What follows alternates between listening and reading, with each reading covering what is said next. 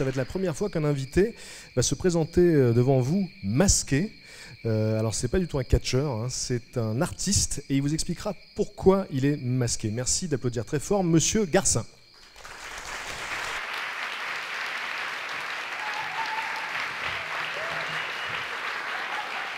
Bonsoir. Alors l'histoire que je vais vous raconter, elle commence quand j'avais 5 ans. Donc c'était pas hier. Et le petit garçon que j'étais était vraiment fan absolu donc des bandes dessinées Marvel, que ce soit Spider-Man, Daredevil, Iron Man, Hulk. Ce sont vraiment des BD qui m'ont marqué, parce qu'imaginez quand on passe des barbes à papa à l'alcoolisme de Iron Man, c'est vrai que ça fait un choc. Donc, et je me rappelle aussi à peu près de la période quand j'ai découvert ces BD, parce qu'en fait c'est comics, parce que je sais que je savais pas lire. Il y a une anecdote qui me le rappelle, c'est que j'avais demandé, je me rappelle, à ma nounou qu'elle me lise les histoires en fait, parce que je pouvais pas encore lire, donc voilà, j'étais vraiment passionné par ces bandes dessinées. À côté de ça, comme beaucoup de petits garçons aussi, je dessinais pas mal. Et donc voilà, j'aimais dessiner. Et avec le temps, je me suis aperçu, en fait, au fur et à mesure que j'avais mes collègues qui dessinaient de mieux en mieux, qui faisaient des choses super bien. Et moi, à chaque fois, je traînais. C'était pas vraiment mon truc, en fait, le dessin. Donc j'ai vite arrêté. Et naturellement, quand je devais avoir 10 ans à peu près, je me suis mis à découper. En fait, j'étais vraiment fan de jeux vidéo, vraiment. Et j'avais plein de magazines de jeux vidéo et je m'amusais à compiler un peu tous les jeux vidéo que je préférais dans un classeur. Donc je découpais, je passais mon temps à découper les tests et en fait à les remettre dans un classeur. Voilà, je passais mon temps comme ça. C'est vrai qu'à l'époque, souvent je dis que dans les années, c'était la fin des années 80, on va dire, les jeux vidéo, il n'y avait pas beaucoup d'occasions, on en avait moins qu'aujourd'hui. Et donc en fait, souvent on avait un jeu vidéo à Noël, un jeu vidéo à son anniversaire. Donc le fait, les magazines, c'était une façon voilà, d'avoir un peu des jeux vidéo d'une façon un peu particulière. Donc voilà, donc, après quand j'étais ado aussi, je continuais toujours un peu dans le découpage. C'était quelque chose voilà, comme ça qui me plaisait. Par exemple, j'enregistrais, alors à l'époque au Club Dorothée, j'enregistrais par exemple Dragon Ball. Et je me retrouvais avec plein de VHS, des tonnes de VHS, toutes identiques en fait, des VHS toutes noires.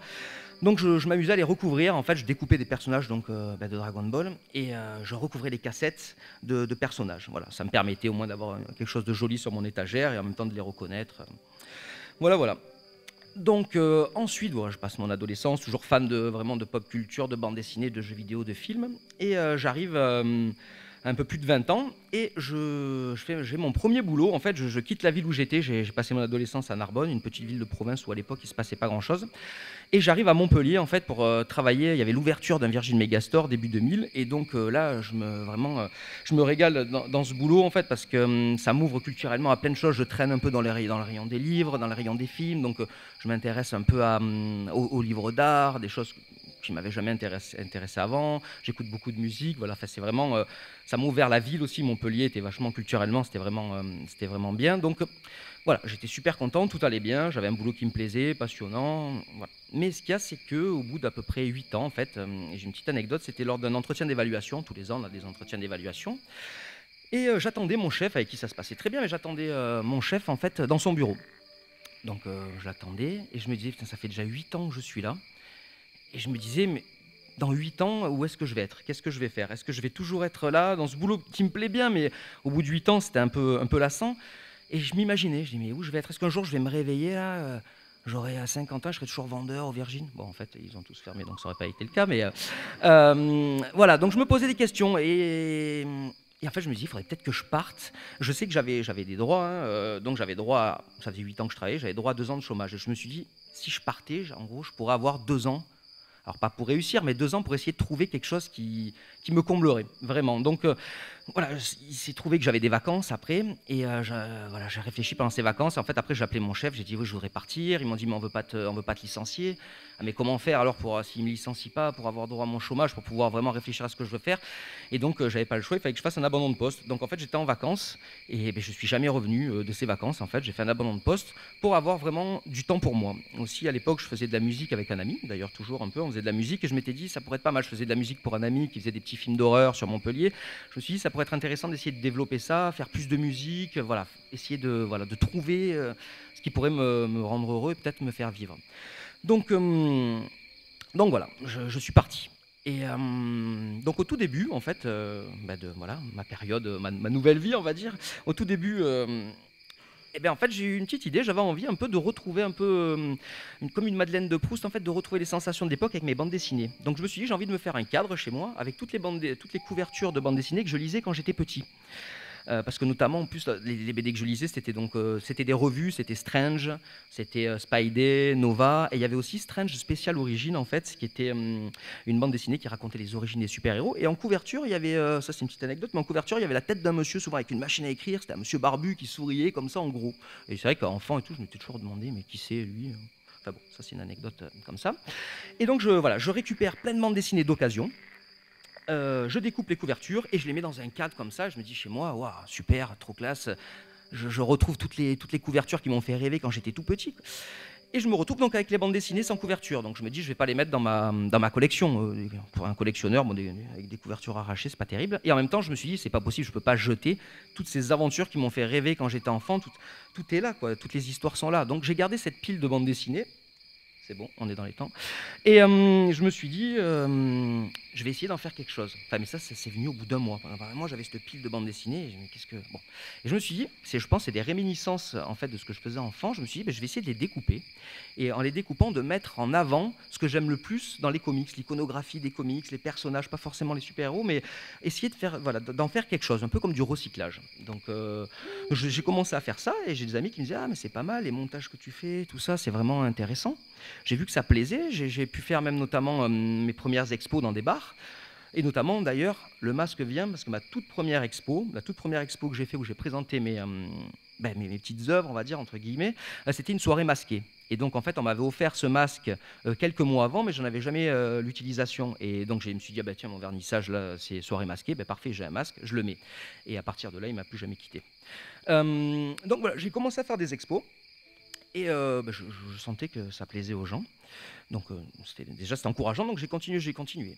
Et en allant donc à la librairie récupérer des bandes dessinées de ma matière première, donc pour la découper, j'ai vu il y avait derrière la caisse une bande dessinée de Spider-Man avec l'œil en grand. Il y avait l'œil de Spider-Man, vous savez, qui est un peu comme celui-ci là, qui était sur la couverture. Et en le voyant, ça m'a fait un déclic. En fait, tout de suite, je me suis dit, mais en collage, cet œil, je pourrais le reproduire, c'est-à-dire avec la technique de la mosaïque. À la place que ce soit des petits carreaux de mosaïque, je me suis dit, je pourrais prendre plein de petits Spider-Man pour faire le fond. Je pourrais prendre un des ennemis de Spider-Man, c'est Venom, et il est tout noir, le personnage. Donc en fait, je me suis dit, je pourrais faire le bord de l'œil avec ce personnage Venom, qui est un peu le némésis de Spider-Man, et le centre, la pupille de l'œil de Spider-Man. J'avais plein de BD de Spider-Man en noir et blanc. Hop, je pourrais les mettre au centre. Donc je me suis dit, allez, je pense que c'est une bonne idée, je vais essayer de faire ça. Donc je me suis attelé à la tâche, j'ai récupéré des tonnes et des tonnes de bandes dessinées Spider-Man, j'ai passé du temps à découper. Il m'a fallu un mois en tout pour faire cette œuvre qui fait 1m30 à peu près sur 85 cm, ça a été long. Mais j'ai réussi, c'est-à-dire que les derniers moments, c'était à chaque fois, je me disais, allez, demain j'ai fini. Et toute la journée, je bossais, je collais, et je me disais, non, c'est pas possible, je me couche. Demain je finis. Et pendant 4 ou 5 jours, à chaque fois, je me disais, demain je finis, pour vous dire comme c'était long. Et donc, je suis arrivé à la finalité, l'œil était fait, et c'était vraiment ce que j'avais en tête. Je me suis dit, waouh, mais il est vraiment bien. Il faudrait que je l'envoie au site internet Geekart. Je ne sais pas si vous connaissez, mais c'est un site internet qui partage de l'art en relation avec le milieu geek. C'est-à-dire que ce ne sont que des artistes qui produisent par rapport aux séries télé, aux jeux vidéo. Donc je me suis dit, c'est parfait pour eux, je vais leur envoyer. Je leur envoie, ils sont super ravis, ils me disent, ok, on va le poster. Moi, je me suis dit, c'est le top. Là, il y a un super site que j'adore qui permet d'avoir une visibilité dans le monde entier, qui partage mon boulot. C'est le top. Donc ils le partagent, et là, en fait, le top, c'était que tout le monde a partagé cette image. Je l'ai retrouvée dans le monde entier sur Internet, que ce soit sur des sites de comics ou sur des sites d'art. Donc je me suis dit, là, c'est bon, quoi. Je ne peux pas avoir plus. C'est incroyable, tout le monde partage, je la vois de partout. Et en fait, non. Le top, c'était que j'ai reçu un email en fait, de la Marvel. Mais avant de dire que c'était le top, moi, je me suis dit, peut-être qu'ils vont me faire des problèmes de droit, qu'ils vont me dire, c'est pas bon, arrêtez d'utiliser nos personnages. En fait, c'était bien parce qu'en fait ils m'ont dit super, on adore ton œuvre, on voudrait en faire la couverture d'un comics Marvel. Waouh, c'est pas possible. Là maintenant je peux pas avoir plus, quoi. C'est pas possible, impossible d'avoir plus que ça. C'était la folie. Je repensais à quand j'étais enfant, que je lisais des aventures de Spider-Man, et maintenant moi qui sais même pas dessiner, je suis nul en dessin, je vais faire une couverture de comics. Mais après, j'ai appris que c'était pas le top, parce que le top, c'était la couverture des 50 ans de Spider-Man, et c'était le dernier numéro de Amazing Spider-Man, la série qui durait depuis 50 ans. Donc là, je me suis dit, il n'y a que Barack Obama, s'il m'appelle, qui peut faire mieux, quoi. Parce qu'en fait, là, c'est la folie, quoi. Donc Donc voilà, il s'est trouvé donc, que j'ai fait la couverture des 50 ans de Spider-Man dans le monde.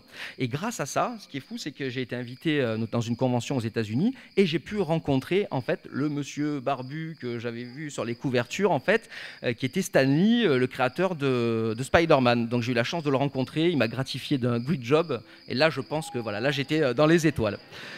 Voilà. Et donc pour vous prouver ça, je vous ai ramené une preuve.